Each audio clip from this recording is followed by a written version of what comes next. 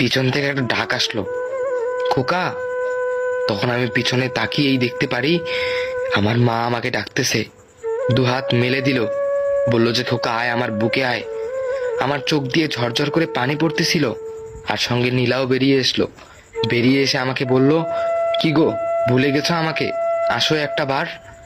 তখন আমার চোখ দিয়ে আরো পানি পড়তেছিল। তারপর আমি ব্যাগটা ফেলে দিয়ে দৌড়ে গেলাম আমার মায়ের কাছে, গিয়ে আমার মাকে জড়িয়ে ধরলাম। তবে জড়িয়ে ধরার সঙ্গে সঙ্গে দেখলাম আমার গলাটা কে যেন টিপে ধরেছে, আঙ্গুলগুলো খুব ভয়ানক। তারপরে আমি ঝটকা দিলাম, দিয়ে দেখলাম যে একটা কালো পেতনি, তার চুলগুলো অনেক বড় বড়। তারপরে আবার পিছন থেকে ডাক আসে। তখন দেখলাম আমার মা বলতেছে, খোকা তাড়াতাড়ি এখান থেকে পালিয়ে যা। নীলা বলতেছে, আমাদের যা হয়েছে হোক, তুমি তাড়াতাড়ি এখান থেকে চলে যাও, এরা হলো ভয়ানক পেতনি, তোমাকে মেরে ফেলবে। তখন আমি পেতনিকে ঝটকা দিয়ে ফেলে দিয়ে তাড়াতাড়ি ব্যাগটা নিয়ে খুব জোরে দৌড়ে সেই বাসা থেকে বের হলাম। বের হয়ে যখন রাস্তায় গিয়ে দাঁড়ালাম, তখন আমার সেই বন্ধুরা বললো, কিরে কি হলো? আমি বললাম যে দোস্ত, এই বাসাতে ভয়ানক কিছু আছে। তখন আমার বন্ধু বললো, আমি তোকে আগেই বলেছিলাম, কিন্তু তাও তুই আমার কথা শুনিসনি। যখন আমি যেতে ধরলাম, তখন আবার আমার মায়ের ডাকটা পাই। আমার মা আমাকে আবার ডাকলো, খোকা ছেড়ে যাচ্ছিস রে আমাদেরকে? তখন আমি আবার দাঁড়িয়ে পড়লাম, আবার পিছনে একবার তাকালাম, দেখলাম যে আমার মা, নীলা আর আমার ছোট ভাই আমাকে দাঁড়িয়ে দাঁড়িয়ে হাত নাড়া দিচ্ছে, বলতেছে, ভাইয়া আমাকে ছেড়ে চলে যাচ্ছ? আসলে বিশ্বাস করেন, সেই মুহূর্তটা আমার চোখ দিয়ে এতটা পরিমাণ পানি আসতেছিল যা বলে বোঝাতে পারবো না।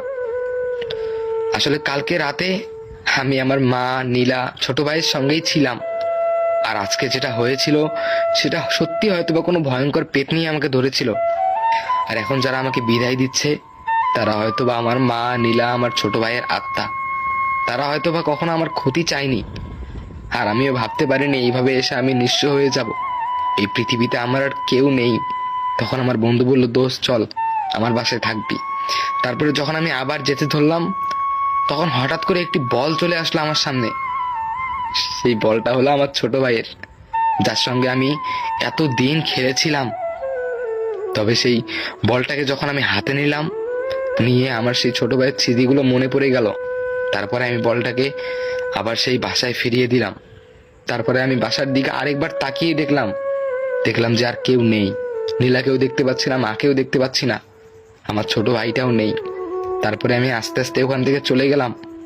আমার মন কিছুতেই মানতেছিল না, আমি আমার প্রিয় মানুষকে হারিয়ে ফেললাম, আমি আমার আপনজনদেরকে হারিয়ে ফেললাম, খুব কষ্ট হচ্ছিল। তারপরে আমি আবার বিদেশ চলে গেলাম।